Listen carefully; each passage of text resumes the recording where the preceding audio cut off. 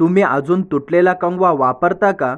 जर हो, तर आजच सावध व्हा. वास्तुशास्त्रानुसार तुटलेला कंगवा वापरणं तुमच्या नशिबावर, केसाव आणि मानसिक स्थितीवर परिणाम करू शकतं.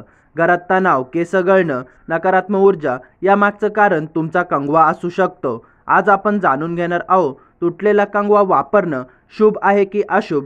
नमस्कार मित्रांनो, तुम्ही पाहत आहेत ॲस्ट्रो अभिराज या चॅनलवर. आपण पाहतो वास्तुशास्त्र, ज्योतिष आणि जीवन बदलणारे उपाय. नवीन असाल तर सबस्क्राईब करा आणि बेल आयकॉन दाबा, कारण आजचा व्हिडिओ तुमच्या रोजच्या सवयीशी संबंधित आहे. कंगव्याचं वास्तुशास्त्रातील महत्त्व. वास्तुशास्त्रानुसार केस हे शरीरातली ऊर्जा आणि व्यक्तिमत्वाचं प्रतीक मानलं जातं आणि कंगवा जो केसांना स्पर्श करतो तो तुमचा ऊर्जा प्रभावाशी जोडलेला असतो. म्हणूनच कंगवा स्वच्छ, अखंड आणि योग्य असणं खूप महत्त्वाचं आहे. तुटलेला कंगवा अशुभ का मानला जातो? नकारात्मक ऊर्जा आकर्षित होते. तुटलेली वस्तू, तुटलेली ऊर्जा. केस गळणे आणि नुकसान. तुटलेल्या दातामुळे केस ओढल्या जातात, डॅमेज होता. मानसिक तणाव.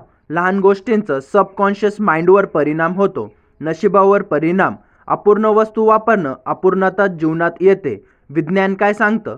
सायन्सनुसार तुटलेला कंगवा वापरला हेअर ब्रेकेज वाढता, स्कॅल्पला नुकसान होऊ शकतं. म्हणजे वास्तू प्लस सायन्स दोन्ही इथे एकच सांगता. योग्य कंगवा कसा असावे? पूर्ण आणि न तुटलेला, स्वच्छ ठेवलेला. वैयक्तिक शेअर करू नका. आठवड्यातून एकदा साफ करा.